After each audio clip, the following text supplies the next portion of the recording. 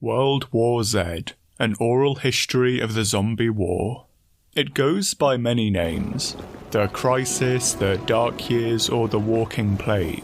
And whilst it's been some years since victory was declared, the effects are still present across much of the globe. Global life expectancy is a mere fraction of what it was in pre-war times, and mass pollution blights the world with malnutrition and the rise of previously eradicated pathogens. Even countries like the United States, that developed post-war universal healthcare and a resurgent economy, still suffer. The wounds, both physical and mental, inflicted upon the globe are simply too deep to be healed in just 12 years. But what's the story? Both of the events that occurred, the people who did and didn't survive it, and the living dead that caused it. Join me as we explore the events of World War Z. The first tale comes from China. With a population now of just 50,000, and most attention going to rebuilding the coastal cities, the more rural areas barely have electricity or running water. But the streets are clear, and the Security Council has prevented any further outbreaks. Its chairman, Kwang Jingshu, is old and injured and busy, but is still a doctor above all else. He became one to help those around him, and unlike many colleagues who just did it for the money, he still believes it is our duty to hold ourselves responsible to the people. It was this attitude that found him bouncing over a dirt road on the way to New Dakang. Old Dakang was one of the thousands of villages displaced by the creation of the Three Gorges Dam. A creation that, when flooded, forced millions to move closer to urban areas like Chongqing. But like many of the displaced, the residents weren't wealthy, and many who moved still had to rely on savings they didn't have. So the residents of Dakang simply built a second hamlet by hand, not so far from the waters of the dam. Naturally helpful as he may be, Jingshu isn't thrilled to be so far out in the middle of nowhere, and is hoping this call is actually going to be serious. Unfortunately, he has no idea how serious this was going to be. Upon arrival, the doctor finds he has 7 patients, all with the same symptoms: lack of coherency, chills, and a high fever, and oddly all with bite marks. When asked, the villagers claim they came from their patient 0. Jingshu finds him isolated in his own building, a boy of 12 gagged and hogtied and covered in bloodless wounds. His skin is as cold as the cement he lies on, and Jingshu can't find a pulse or a heartbeat. All through his examination he snarls through his gag, and when forcibly restrained he snaps one of his own arms trying to get at his assailants. After taking blood and sealing the door, his mother explains he was wounded moonfishing, a term for diving to the sunken ruins for treasures still left in the old villages. In this case, their own heirlooms from old Dakang.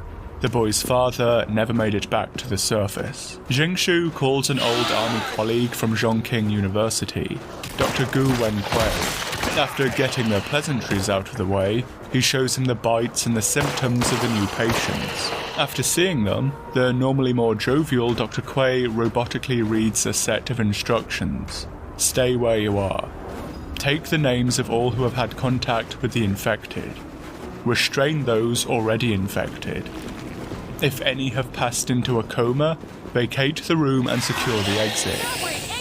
And finally, are you armed? Dr. Quay then tells him he should expect support in a few hours. But when it arrives, it's the renamed former Ministry of State Security, and not the Ministry of Health as they claim to be. The 7 patients are gagged, tied, and taken away on stretchers, the boy in a body bag. The rest of the villagers are stripped, examined, and photographed for bites. The thing that disturbs Jingshu most is something his old colleague said. Dr. Quay was an obligate pessimist. Every headache a brain tumour, every dark cloud an incoming flood. Back in 1969, when they were 2 army doctors treating those wounded in border clashes with the Soviet Union, they had to shield a patient from falling debris caused by an air raid with their own bodies as the enemy encroached. The situation couldn't be worse, and under the great pressure, Dr. Quay told him the last thing he expected to hear. Don't worry, everything's going to be alright. Things were so bad there was no more room left for pessimism. he could only start to head in the opposite direction. After the query on whether or not he was armed, Jingshu asked if he should be worried. Dr. Kuei's response said it all. Don't worry, everything's going to be alright. It dawns on Jingshu this is not the first nor an isolated outbreak. He had just enough time to call his daughter and tell her to leave the country with his granddaughter, and to feed her the same lie Dr. Kuei fed him.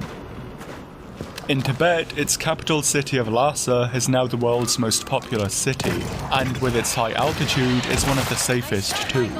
We meet Nyori Televaldi amidst the celebrations after a successful election for the Social Democrat Party. Prior to the outbreak, Televaldi lived in Kashmir, India, and worked as what he generously refers to as a smuggler, when human trafficker is probably the more accurate term, among other things, into ex-Soviet countries from places like Thailand and Myanmar, which he unapologetically refers to as primitive excuses for countries. But all that quickly began to change as more outbreaks popped up. Urban professionals, skilled labourers, and even low-level government employees all began to demand Televaldi's services in their desperation to flee. Televaldi is just the first of many vultures to descend in the early stages of the upheaval, and such stages were repeatedly marked by people either failing or refusing to understand what was truly going on. For some, this just looked like another opportunity to profit off others. 90% of human traffic came throh Kashi, making Televaldi and numerous government officials very rich indeed, even dabbling in some air cargo for the high rollers.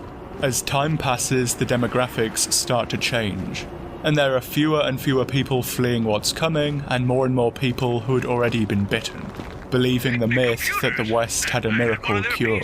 A myth and an idea some other businesses of similar morality would only be too happy to capitalize on with later developments. As things got worse, more and more roundabout routes had to be taken.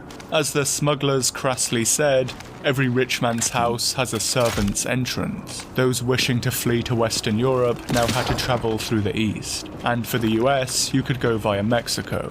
And the infected became more and more prevalent in the personnel. Many people could be seen with something squirming under blankets in the backseat of a car, or hear something banging in its boot. Some even had crates with air holes for their turned loved ones, still completely ignorant of what had happened to them. Even worse, in sea smuggling, there was a risk the entire hold would get infected, and captains would pull up to deserted stretches of coast to unload their entire cargo, or even dump them at sea, only contributing to further outbreaks and spreading the plague. Televaldi's final job occurred as it began to dawn on him at last that all the money he was making may not be good for much longer. An investment banker from Xi'an had acquired enough money to smuggle his entire extended family, all of whom could be heard banging and moaning in the back of the van, already turned. Seemingly so many the van itself was shaking back and forth. Even the wealthy higher classes were fleeing now, and the amount of infected getting smuggled across was untenable, making those like Televaldi key players in the virus's success and spread across the globe. Kyrgyzstan was one such country many tried to flee into, and while speaking with Canadian veteran Stanley MacDonald in the stronghold monasteries of Meteora in Greece, we found out what went down in Central Europe as a result of men like Televaldi. MacDonald and co. were deployed in what was meant to be a standard drug-busting mission there, long before any official outbreaks had occurred. As such, only the local muscle of drug and gun runners was expected. Tracking them seemed easy.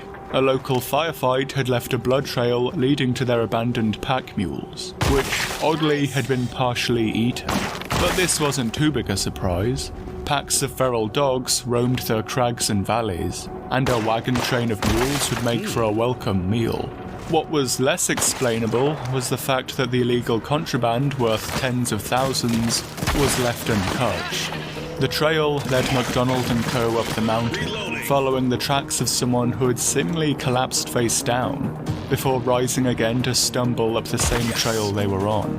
Upon finding the cave the traders had been using to stash their gear, They uncover bodies of men who had seemingly run straight into their own booby traps trying to flee. Entering, the walls of the cave were peppered with gunfire, and apparently gnawed remains of the combatants within. Each chamber was the same. Smashed barricades, signs of a firefight, and considerable blood trails. The final chamber had collapsed completely from an explosion, with just a hand remaining sticking from the rubble, and still moving. Instinctively, MacDonald grabbed it to pull them out, and it almost crushed his fingers gripping back so strong. Trying to pull free, MacDonald dragged them from the rubble, as they refused to let go, and on getting free, tried to pull his arm into their snapping mouth. MacDonald dropped his assailant, but is the only witness. Back in Edmonton, he gets labelled with exposure to unknown chemical agents, and PTSD. The treatment is long-term rest and evaluation. MacDonald willingly accepted it, and to what he's told. At the time, it seemed better than what the alternative was, and ultimately, what the truth was too.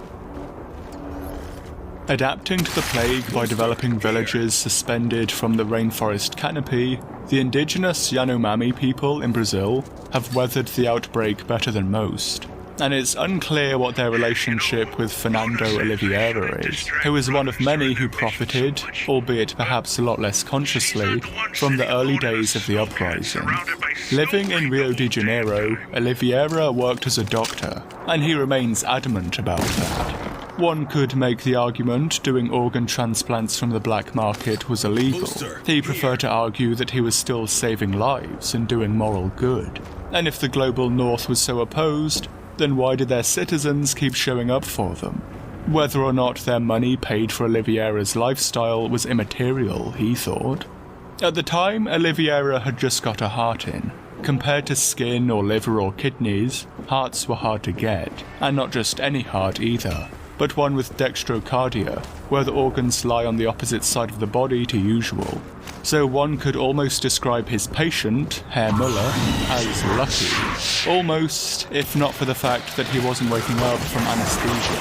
None of his vital signs were looking very positive either. Although Oliveira's more experienced colleague, Dr. Silva, told him that this was only normal for an unhealthy, overweight man in his late 60s after one of the most invasive procedures in medicine. With his superior saying he'll stay behind and keep an eye on things, Oliveira goes out to get smashed with how worried he is. Although his concerns are justified when he gets a call from his receptionist, saying that Herr Müller has fallen into a coma. Rushing back to the hospital, he finds out that Dr. Silva was trying to revive Müller when he woke up and bit him on the hand. The nurse telling him this tried to help, but was almost bitten herself before she fled.